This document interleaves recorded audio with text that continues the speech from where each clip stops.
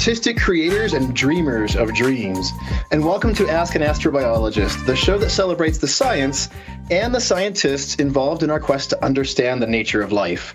As usual, we are brought to you by SaganNet.org and the NASA Astrobiology Program, and I'm honored to be here as your host. I'm Dr. Graham Lau, also known online as the Cosmobiologist.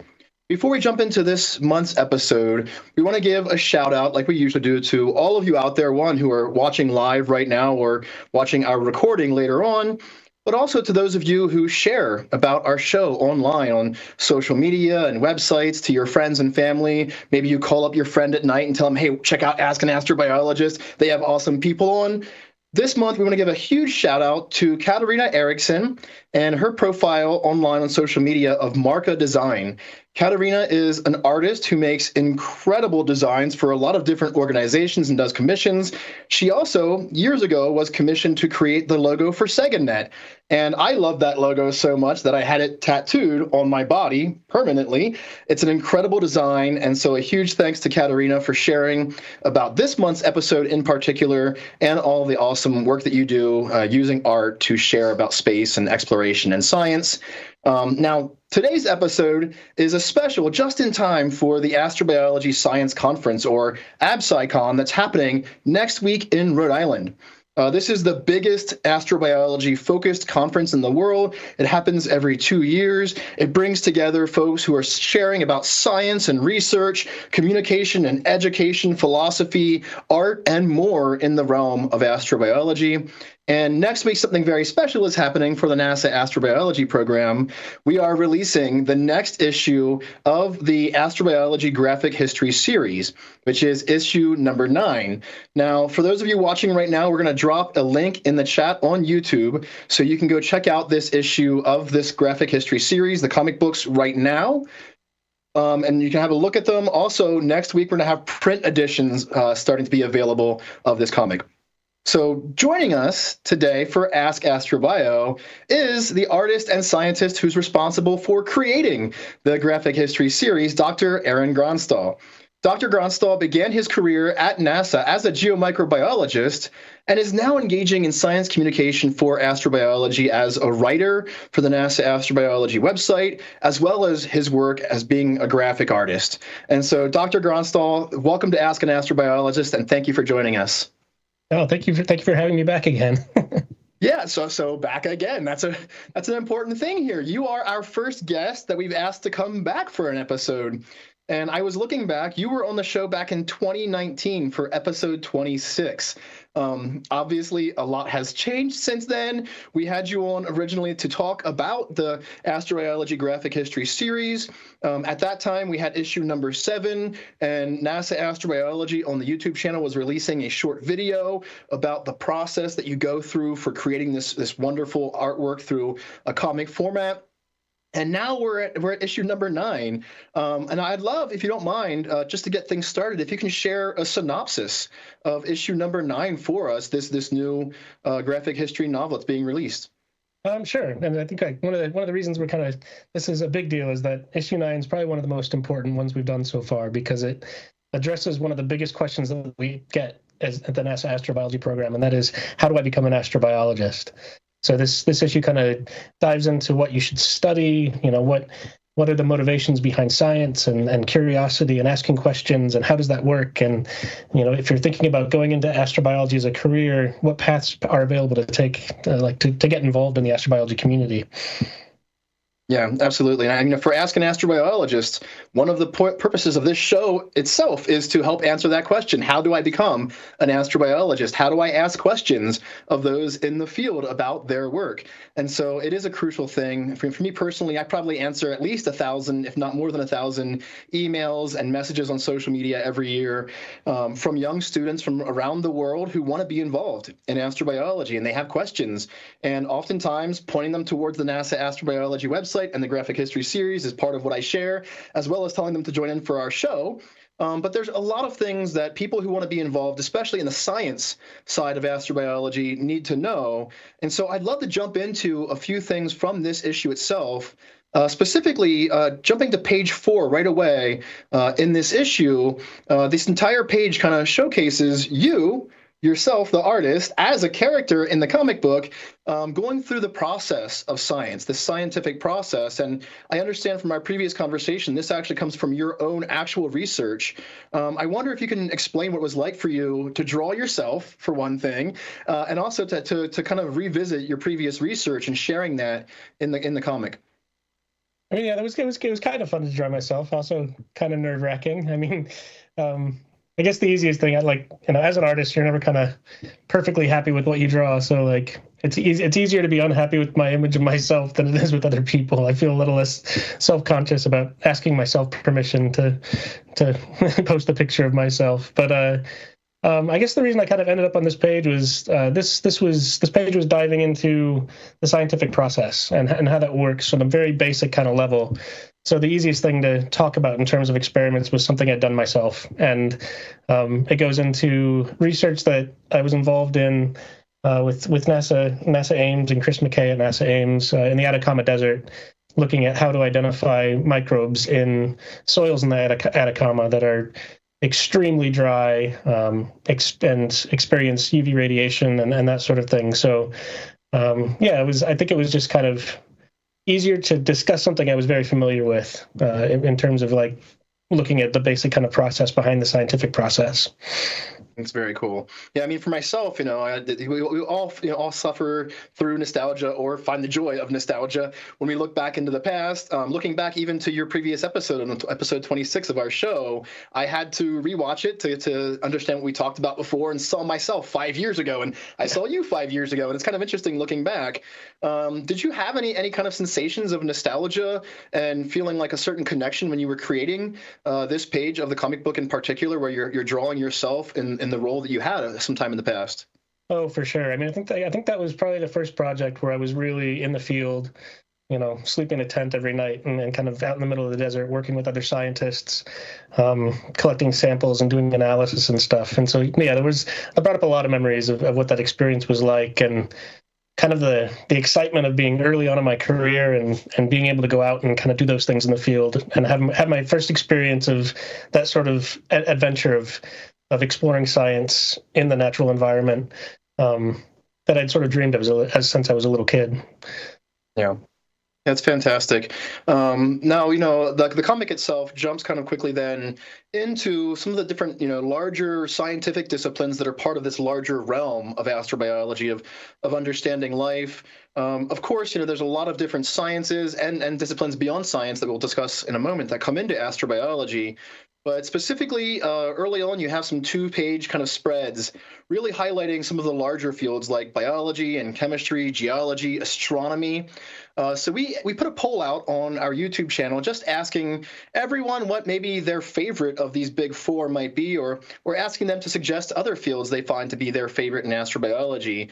And to share the results of the poll, it was a little staggering. About 51% of respondents said biology was their favorite, and 34% astronomy. And I was a little heartbroken since I have degrees in chemistry and geology. Chemistry and geology both got ranked pretty low at 8% each. And so I do think, it's important for us to remember that, all these disciplines come together to make astrobiology. And I guess primarily for you then, what was the impetus and the thinking behind selecting these four disciplines and then also doing two-page spreads for each of them? Well, I mean, first of all, I studied biology, so yay, we won. No, no, but I think it's important. Like when you think of astrobiology, there's so many disciplines involved, and it's my kind of thought was like go back to early in education where you're maybe in high school where you have biology, chemistry, some of these things. If you're somebody that's in middle school, high school, starting to think about a career. Like what's most important to pay attention to in class? What shouldn't you sleep through and and that sort of thing, as we all did when we were in high school every once in a while. But so biology was kind of jumped out, and chemistry and those were just kind of the broadest things we could kind of think of as big things that you need to focus on or you can focus on if you want to become an astrobiologist. And then further down, you get into kind of the specialties that fall within those disciplines. Yeah, that's fantastic. And I should mention for our audience, for those who don't know yet, in the realm of astrobiology, one of the most remarkable documents and one that has been helpful for those who have the question of how do I become an astrobiologist has been the Astrobiology Primer. Version 1 originally was a rather short document created to kind of explain astronomy and geology and biology and these different realms, the general language of each of these realms and how they apply to the search for life and understanding life. And now we're at version 3 of the Astrobiology Primer has just been released. It's an incredible, large number of documents put together by a very large array of scientists, early career researchers, writing about topics like astronomy, geology, biology. So for those who have this question of how do I become an astrobiologist, the primer is one way to start learning some of that language and learning about this. But also now we have issue number 9 of the graphic history series. And so, Aaron, for you, so I will say I also have a degree in biology. I do love biology very much. It was one of my very first alluring draws towards science. And so you start off, your first 2-page spread is biology. And I have to say, as a consumer of beautiful art, but also someone who's super into the science, you kind of have a really fun, kind of juxtaposition of really good science, but also kind of taking some liberties with the art and placement, the coloration of things. In the biology spread, from hot springs to halophilic organisms and all of this stuff going on. How do you personally choose how to frame the science, but also be a little bit more at liberty with the art to make sure it's aesthetically pleasing for the audience? That's a tricky question.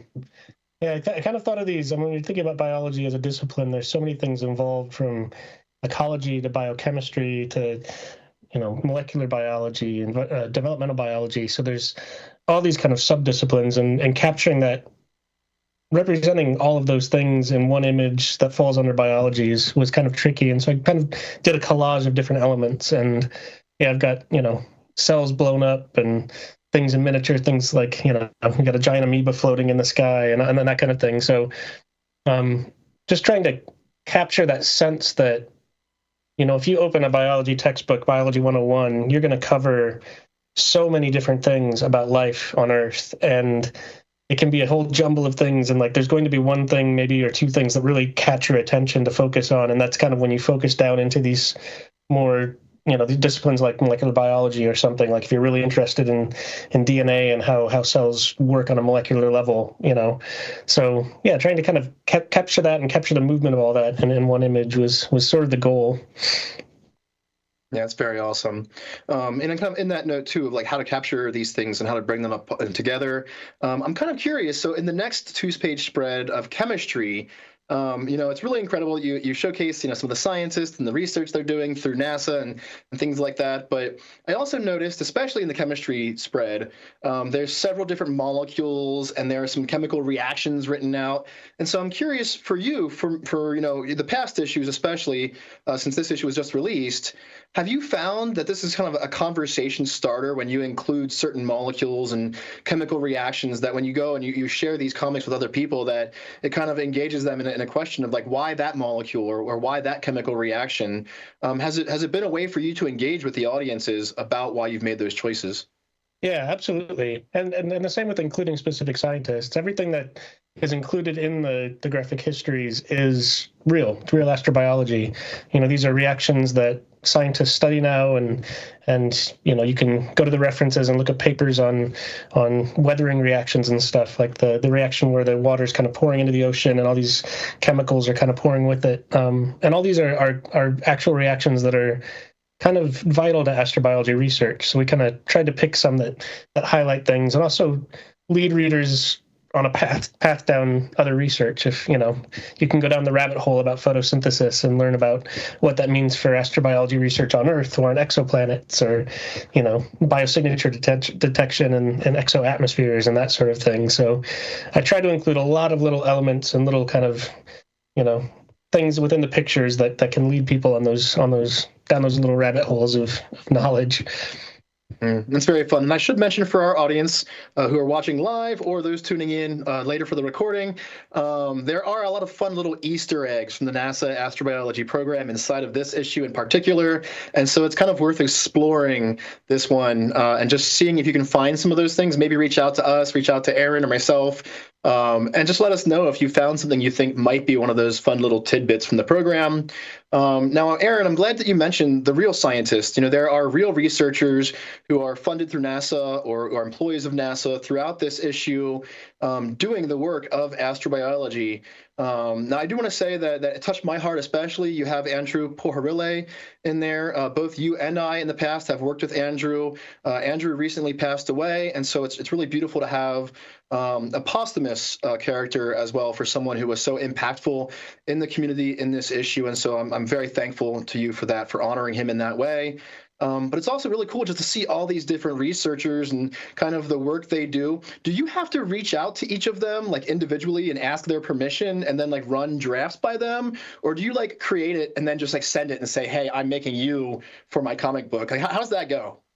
I kind of give people a warning. And then usually, like, I need to get permission both for using their likeness and for the words that they're saying in the comic. And so, yeah, I reach out to everybody. And usually it's kind of later in the process when I have enough of a sketch of them that I feel comfortable with the likeness myself, and then make sure that they're comfortable with the likeness and all of that. And it's always interesting going back and forth with the scientists, because some people don't, they're not too fussed about what they look like. But they're happy to be included. And other people are, like, I want to be a superhero. I want to, can I be flying through the sky kind of thing, like, things like that. And also working with the words is the hardest part. And that's the thing with comics where, you have the imagery and you have the words as two kind of separate things to tell the story. So you're telling us one story in two tracks alongside each other. And that works really well for education, because some people are visual learners, some people aren't, and it helps kind of attach ideas to imagery and to words, and whatever works best for you is kind of there on the page. But you don't have a lot of room for the words, you don't have a lot of room for the images, and you don't want them both to just be saying the same thing. Like, one of the classic kind of examples in creating comics is you don't want to have somebody punching somebody and then the words saying, and then he punched that person, but it defeats the purpose of having the picture there in the first place. So yeah, going back and forth with the scientists, some of whom are super comic literate and have read a lot of comic books growing up, and they understand, it's really easy for them. Some scientists have never read a comic book, so they don't really, and you don't really realize when you've been reading them as a kid how much learning there is in kind of learning the language of how a comic works.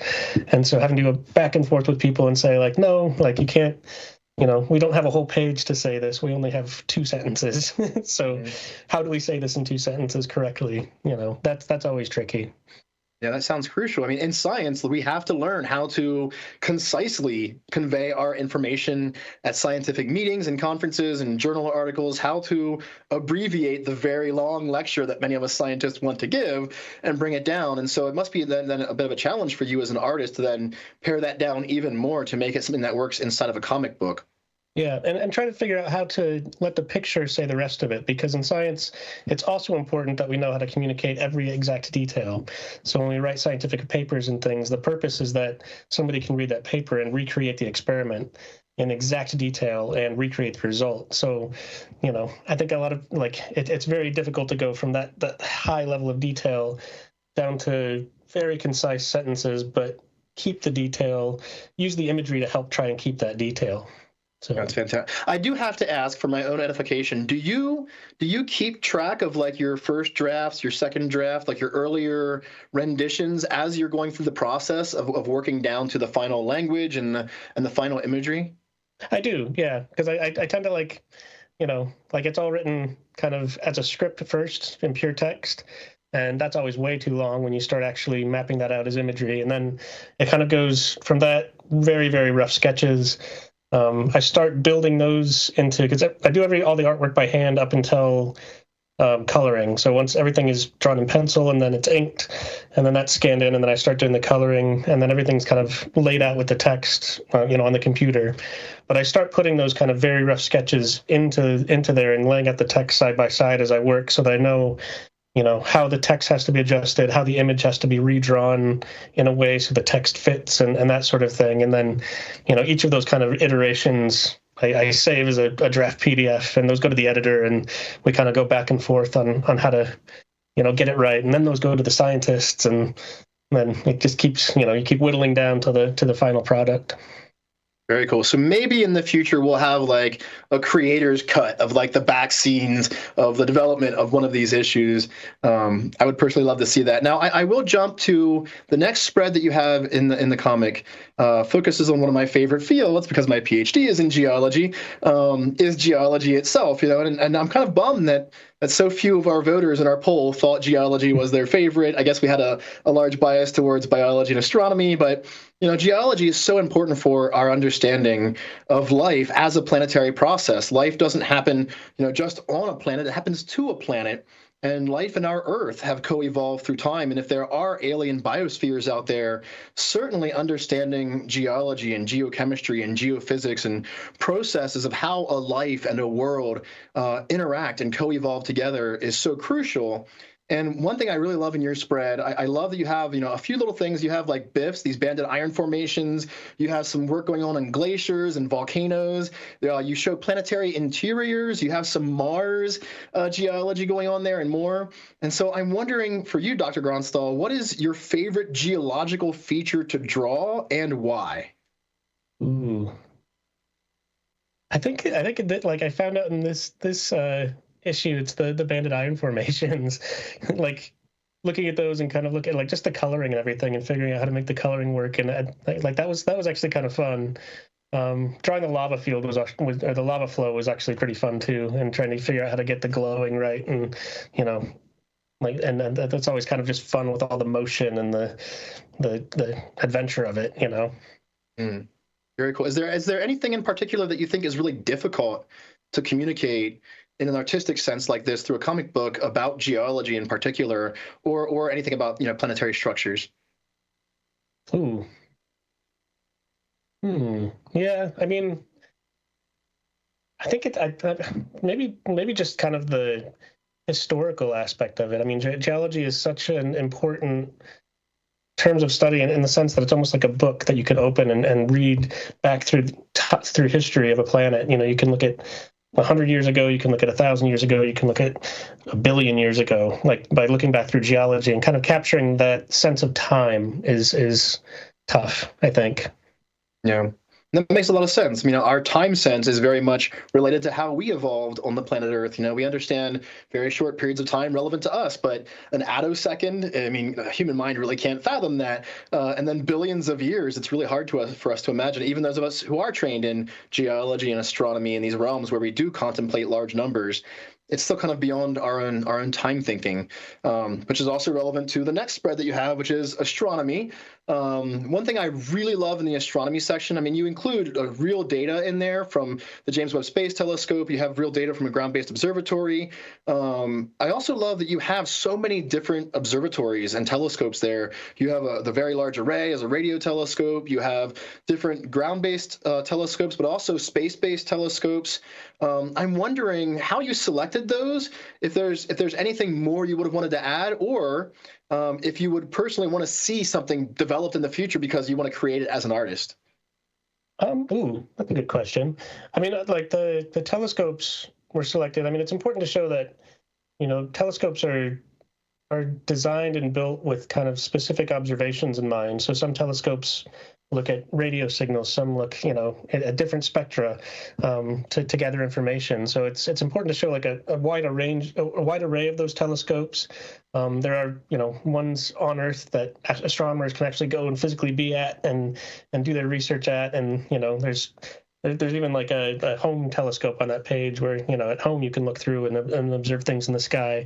So like to show that kind of range of how you can work with telescopes, but also the range of telescopes that exist and what they observe is important. And and for future stuff, I want something that can take a photograph of the surface of an exoplanet, some giant thing that we don't have the capability of building yet, but something that can get us looking in detail at planets around other suns or other stars. Absolutely. Now, I will say, it's not just these big four, kind of larger disciplines. There's lots of other subdisciplines, lots of other disciplines in the sciences, engineering, sociology, psychology, philosophy, history, art, music, culture. There's so much that comes into this realm of understanding who and what we are here and now, in the past, in the future, here on Earth. And so you kind of explore this in the next several pages of this issue, some of these other disciplines. I wonder what your favorite other discipline or favorite other realm of thought was to create and to draw for this comic. Oh man. I mean, I like for me, I love oceanography. I'm a water person, so that was kind of one of the things I almost kind of went into studying. I just can't get enough of it. So, I mean, in terms of disciplines, that was something that really interested me. But then, I think also just going into art, obviously, and how you know the disciplines that are involved in kind of communicating and representing science, which is as important as doing the science itself. I mean, especially at NASA, where we have a responsibility to communicate what we learn to the public. It's super important to understand. You know, when you get a spectra back from James Webb, like what is the best way to show people that, and how do you represent that data in a way that you understand and that other people can understand, so that we learn as much as we can from the data that we're gathering. So I think those kind of side disciplines you wouldn't think of that are involved in the astrobiology community, involved in getting the most from our science, are a really interesting aspect. Yeah, absolutely. I'm glad you mentioned oceanography. I also loved marine biology and oceanography when I was younger. I did an internship at the Graduate School of Oceanography, working on marine molecular biology. Just yesterday, I was talking to a student in the UK who is interested in being involved in astrobiology for a PhD program, and was curious, like how much of the field of astrobiology includes people doing work on like ocean worlds and deep sea stuff and things like that. I'm like, actually a very large amount. We have the Network for Ocean Worlds, the FLOW program for future leaders of ocean worlds, for early career researchers. There's a lot of people coming to astrobiology, even if we go into different realms like geochemistry and biology and stuff like that, who are still very much interested in ocean life. Many of us are scuba divers. Many of us have been sailors, have been surfers, have spent our time around oceans because the ocean has inspired us to think about what's possible. There's a lot of missions in development that are, being planned for missions to ocean worlds, like the moons of Saturn and Jupiter and things. That there's a lot of opportunity for oceanographers ocean sciences to be involved in NASA research. Yeah, absolutely. We'll have to have some astrobiologists on to ask them about Europa Clipper and Dragonfly and some of the other missions and the hopeful upcoming Orbilander for Enceladus, because there are so many cool missions going on to ocean worlds currently in our solar system, and maybe sometime in the not too distant future, other star systems as well. Now, I do want to point out in page 17 of the comic is one that kind of touched my own heart a little bit for two different reasons. One is because you included the career path suggestions, which is on the NASA Astrobiology website. So at astrobiology.nasa.gov, you can find the career path suggestions under the career section, which I always share that through YouTube and social media and website questions and email. For those who want to know, like, what paths do most astrobiologists follow to get there? I also do want to say a huge thank you for including our producer and director, Mike Toyon, in the comics. You have a version of him there, and you give a shout out to Ask An Astrobiologist, and so it's nice to see us there. And I'm really glad, though, that you included now a comic version of the career path suggestions, given that we've shared it so much. And so I kind of want to know from your end how much this webpage has meant to you. It's been around for a while now. We've shared it so much, and your thought process on how to highlight some of the specific things you wanted to see on this page in particular.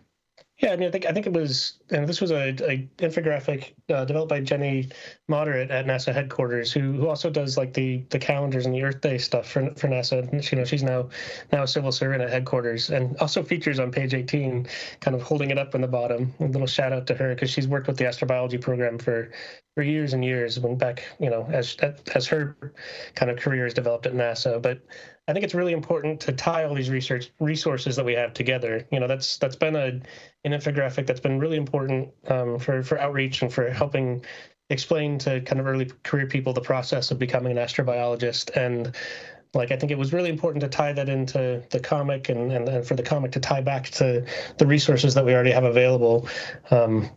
But to show it kind of in a new way with some new information. And so I threw some, I had people kind of explaining more specifically kind of processes along that, of like things like Ask An Astrobiologist to look at.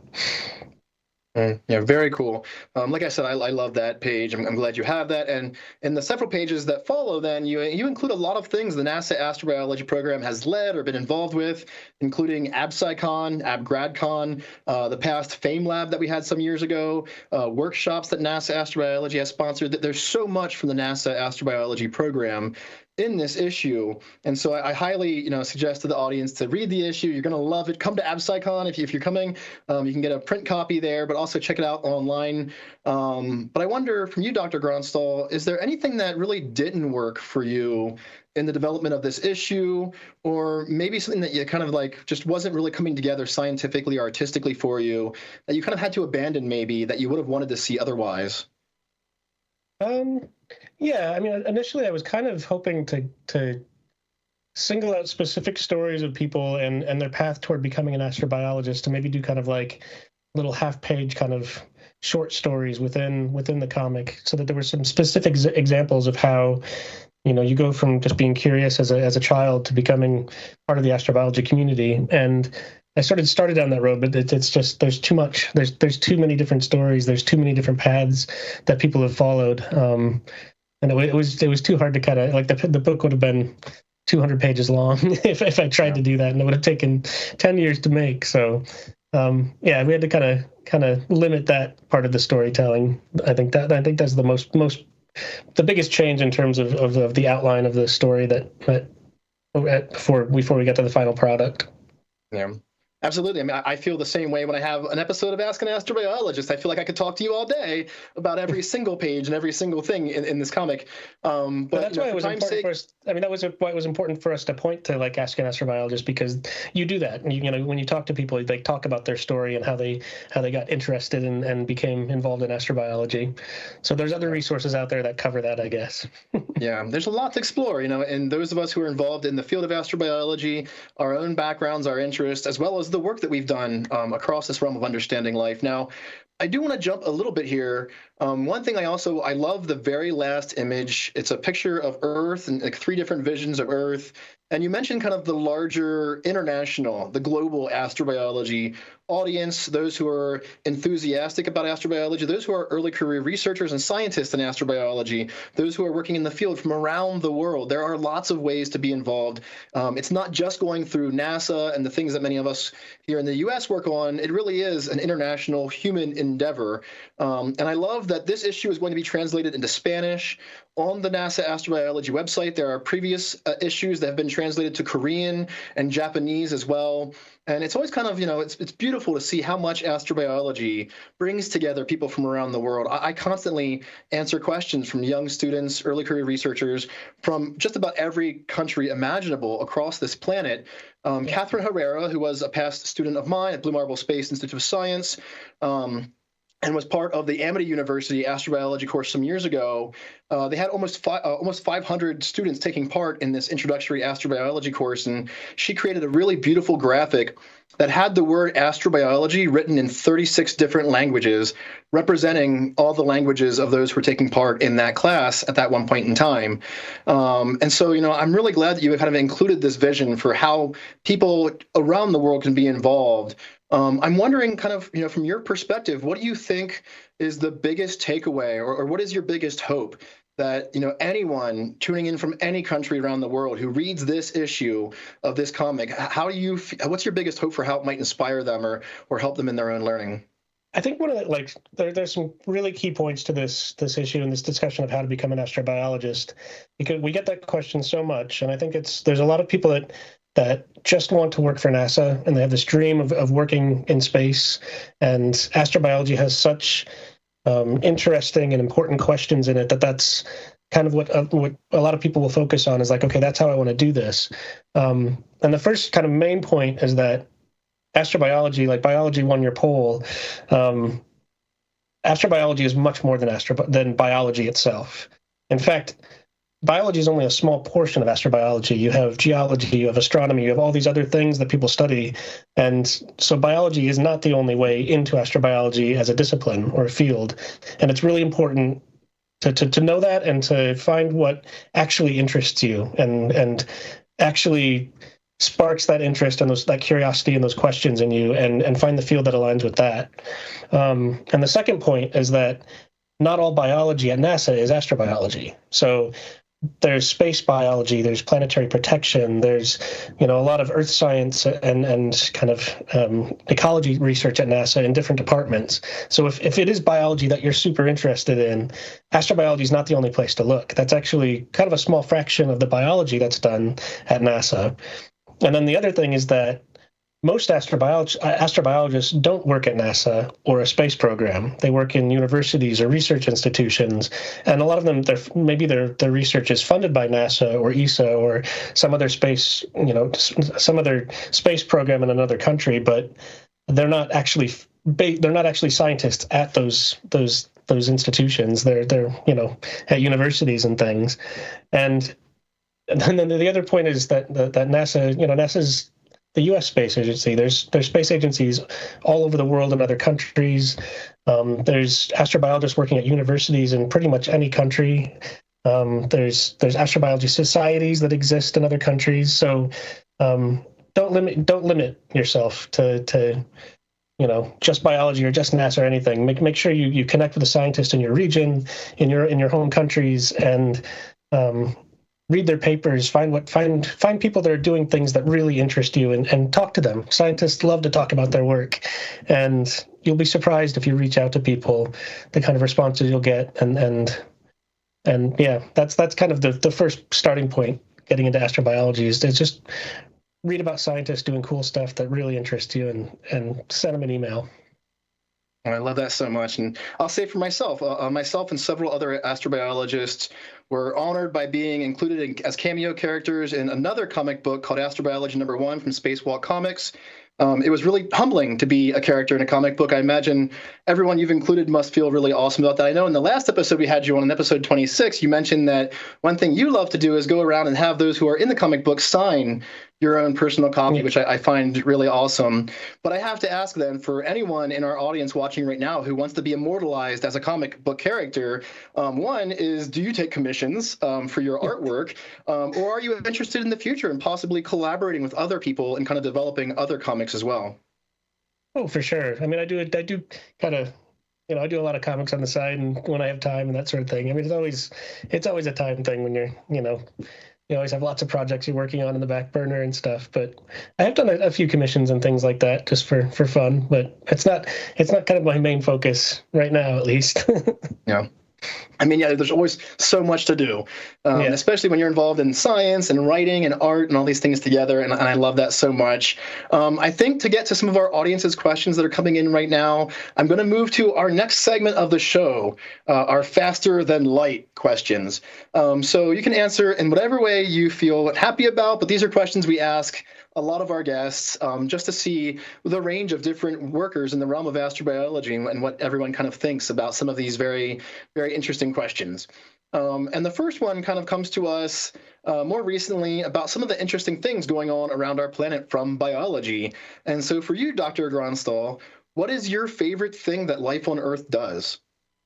The trick part for me is answering these things fast as light, because I like to talk and tell stories. But you can go a little slower. Yeah, go a little slower. So I think it's a tough question, but I think my favorite thing about life on Earth is the way it survives and functions at scale. Like, I think it's just amazing that you can look down a microscope and see these microscopic organisms and the way that they start existing as a community and communicating, but then those microscopic organisms can change the atmospheric composition of our entire planet. So the way that, life kind of exists, like it just how you think about the scale is how you look at life. You can look at a microbe individually, or you can look at its effect as a community on the entire planet. And I think that's just amazing. Absolutely, yeah. It's so cool what life does. And then I'm sure next week at AbSciCon, we're going to hear about a lot more awesome things that life has been doing lately from a lot of researchers working in that realm. Now, a lot of us in astrobiology want to know, like, if we communicate with aliens, what would we say? But our next question kind of comes back to Earth a little bit. If you could communicate with any non-human organism on Earth, what would it be, and what would you want to talk about? Oof. I mean, I'd like, man, there's so many. But I think I'd have to focus on organisms that like you're attached to personally and interact with personally. And of course, dogs and cats are the first thing that comes up, because who hasn't sat there and looked at a dog or a cat and their animal companion and thought, like, what are they thinking, or like what are they trying to tell me? But I think for me, it's maybe trees. Like I feel very attached to trees. There's a copse of bur oak in Okoboji, Iowa, that I've grown up with and I adore. And I would love to be able to speak with trees in that sense, because the time scale of their life is so much different than ours. And I would love to hear stories about my hometown and things from hundreds of years ago when those trees were saplings and, that sort of thing. And you have trees that, like, in California that are thousands of years old. And I think the stories that they could tell would just be amazing. And I love storytelling, so I'd love to just sit there and listen to them talk. Absolutely. That's a great transition to my next question as well. You're an artist and a creator and a scientist, but what stories have inspired you to want to know more about life in the universe? Oh, man. I mean, I've always wanted to be an explorer, to explore and experience adventure. And so, like, camping and reading while camping and everything were a huge part of growing up. And I was hugely into fantasy and science fiction, and things like Star Wars and Star Trek and Voltron. Like, I think I could recite the Voltron movie word for word as a little kid. But yeah, getting into things like everything like Ursula K. Le Guin, Nora Jemisin, like some of those authors, just I found hugely inspiring and kind of opening up the way you think about the possibility of life on Earth and beyond, and that sort of thing. And then there were, I got into comics with X-Men, and I love stories of chosen families. Being gay and growing up and having that experience, there were a lot of kind of those emotions and things growing up that were reflected in stories like the X-Men. And then I got into kind of Guy Delisle and some of the comic artists that write histories and write that sort of thing. So that's kind of how I transitioned to doing comics, like historical comics and that. Yeah. Yeah, that's fantastic. Yeah, stories can inspire us so much in our lives as researchers, as creators, and in the ways that we express ourselves in the world and understand who we are. Through science fiction, and indeed, we learn about different ways that the future might unfold for all of us. And so there's a lot for us to explore. Now, you've, of course, had a varied career, from doing science and writing and creating artwork. And so we're curious, if you could go back in time and visit yourself at the start of your career, what advice would you give yourself? Man, I mean, have fun. I think that's, I don't think I regret like anything. Like, there's not something else I would have studied. I love learning, and I've always said, like, if I could just keep going to school and keep doing, like, learning more and more, I would do that. And so I don't think I'd change anything about my career path or anything like that. I'd be nice to, like, have a multiverse option where I could have studied all kinds of things at the same time. I mean, I did degrees in theater and molecular biology at the same time already, so I tried to do that. But yeah, I think that would be it. I think the biggest piece of advice would be to get started on the next comic right away. I tell myself that every time I finish one. Get going on it, get writing, get that kind of thing. And of course, it always comes down to the wire at the end to get it to the printer. Yeah, no kidding. I mean, I imagine it must be so much work to bring these together. So our next question. Oh, can I pause for 1 second? Yeah, by all means. Sorry. All right, for our audience, we're going to have a short pause right now.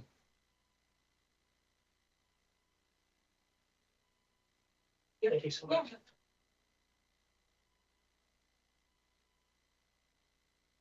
All right, sorry about that. No worries.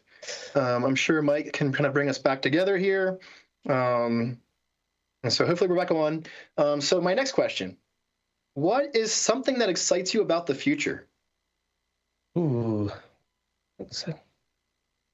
Man, I think just, like, looking at all the ideas that early career scientists and young people have right now about the future of exploration in space, and you have some of the idea labs that the astrobiology program has been involved in, and just seeing what possibilities are there for future exploration things. And I think just young people in general, I think kids these days, like when I go and speak to classrooms and stuff, are so smart and so clued into things. And I don't know, sometimes kids get a bad rap these days about spending too much time on screens and, like all that kind of stuff. And I think that, I don't think that's true. Like, I think that, I think that kids these days are just advancing quicker than ever, and that like some people in older generations don't really recognize that and don't recognize the way that the world is changing, and that I have a lot of hope for the future and for the future of science. Yeah, it's wonderful and beautiful. Now, the last question of our Faster Than Light segment is my favorite. It's everyone's favorite. What is an unbelievable science fact that still blows your mind? I think I've said before, I'm not great with factoids. Like I'm not one of those people that has like a Rolodex of cool things or jokes in my head. But so I would have to kind of go back to research that I've been involved with, and I did deep subsurface microbiology, and that I always found fascinating. And I always found fascinating about the idea of just how deep in the earth can you go and still find life, and then you're thinking about, as it gets hotter and hotter as you approach the Earth's core, like when does it get just too hot for metabolism to happen? When does stuff just start breaking down? And it's difficult to get underground. It's difficult to look for stuff, but it's kind of like as deep as we've gone, we've still found microorganisms figuring out a way to survive down there. And I just think that's incredible. Yeah, there's a very deep biosphere, and that's pretty incredible. Yeah. It also tells us that maybe other worlds out there that have had life happen with them and have evolved through time together might also have deep biospheres, and so that's kind of cool. Now, I will jump to our audience Q&A. We've had a few questions come in from the YouTube chat here. We have a couple of questions from Twitter/X as well. And so I'll start off with a question from Dr. Jim Pass, who wants to know, from your perspective, how space art can be spread more extensively through society, perhaps especially among those in subcultures or various cultures where they might downplay the importance of space exploration and the search for extraterrestrial life. And so kind of what is your view for how we could spread space art more? Ooh, that's a really good question. I mean, I think it's really important to try to reach out beyond people who are already interested in science and interested in space. I think with the graphic histories, we've had a lot of university class, like science classes at university using them, or science museums kind of using them for outreach and that sort of thing. And I think we need to work more on art classes and art museums and like places that people, you have the art, like get the people to look at the art and that from that perspective, and then maybe they'll find their interest in science and that sort of thing. And I think another really important thing is to involve people from those communities. Like that's, nobody's interested unless they're involved. So it's really important that, we make things inclusive and accessible for everybody, and fund people to do work and bring them in and help. We can learn a lot about what we're doing by interacting with the other people who aren't interested as well. So I think that would be my answer. Yeah, I love that. I think a shared conversation, a discussion about everyone's viewpoints in space exploration and why we have different viewpoints is so crucial for understanding the broad array of human experiences, and how we do move forward into a future where we want to invite everyone to have a voice in space exploration and astrobiology and more. Now, I will say for our questions, normally we'd like our questions to kind of focus towards the guest and their specific research and their work and the theme of our episode. But Aaron, you're very multifaceted. You can kind of answer questions from a broad array of different disciplines. And so this next question is kind of not really fitting what we've discussed so far, but let's have some fun and answer it anyway. This is from someone who calls themselves Titan Slayer at Aaron Keller 123. Aaron wants to know if they want to learn or work in the science of terraforming while working for NASA or other places that are associated with NASA. Would astrobiology be a good thing to study? It's a very interesting question. What do you think? I mean, so astrobiology, looking at life from the perspective of, is that possible in other places? Could life originate on other worlds? And terraforming is more about taking life from Earth and bringing it to other worlds and making those worlds habitable. So I think it'd be important to study astrobiology from a planetary protection aspect. You don't want to go to a planet that has indigenous life and wipe it out for the sake of putting Earth life there, So, but I think space biology is the field at NASA that deals more with Earth life's response to space. So if you're looking at taking, microbes up to the space station and seeing how they react, or plants from Earth and putting them on Mars, like that's more space biology than astrobiology. There is some overlap in those studies, but it's more about like some of those studies are more about the results you're looking for, or the way you're looking at the data. But some of them are very specific to space biology.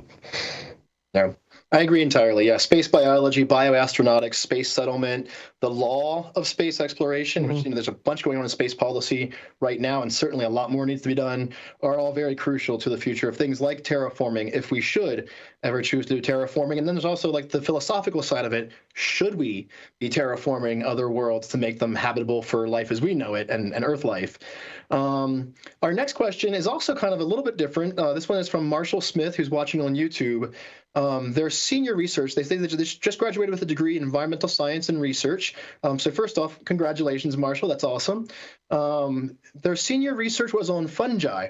They want to know if what you think about expanding and work with fungus related to astrobiology, if you have an opinion on that, Dr. Gronstal. Oh, again, there's a lot of fungal research in space biology when you're looking at like fungus from Earth, and how that responds to space. But there are, if I remember right, there are some like studies that involve fungi, especially in exobiology. So maybe I would recommend contacting the program scientist for exobiology, or looking at what's been funded in exobiology at NASA and things like that. And I'm sure that you will find some researchers interested in those areas. Yeah, it's also worth, I know Lynn Rothschild, for instance, at NASA Ames has done some work in her lab and some of her colleagues on using fungus to develop building materials for future habitation for Mars and Mars exploration. There's a lot of cool things we can do with it. There's also a lot that we're learning about development of medicines and the history of life's evolution through better understanding fungal networks and things like that. There's a lot that we're exploring right now, so definitely worth considering more. I'm going to jump to our last question here. From Perla M, who's watching on YouTube right now.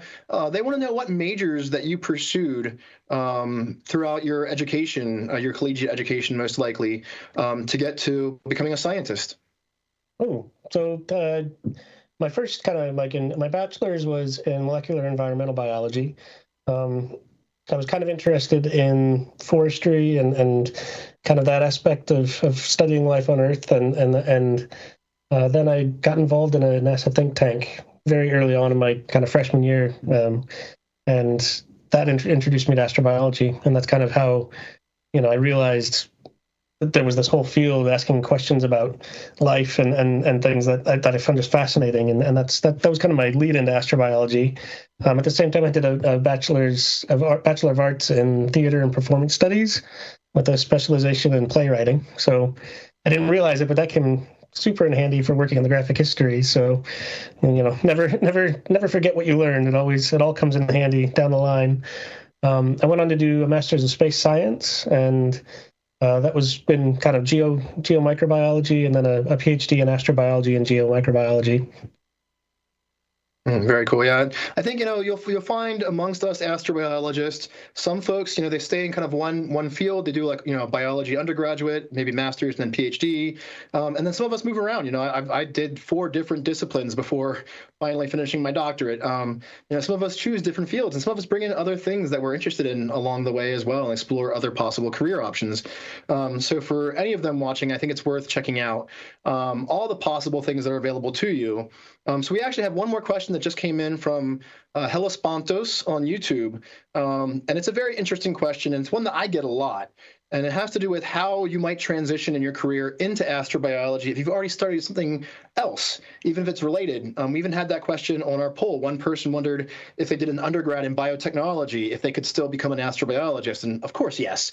In biotechnology, you're doing things like space biology and bioinformatics and bioastronautics, and you can easily transition into a lot of things that we're doing in the realm of understanding life. But Hellespontos in particular has asked, they said that they're a molecular biologist currently working on a PhD or has a PhD in GPCR research. And if they want to switch into astrobiology after their defense for the rest of their career, do you think it would be too difficult to manage?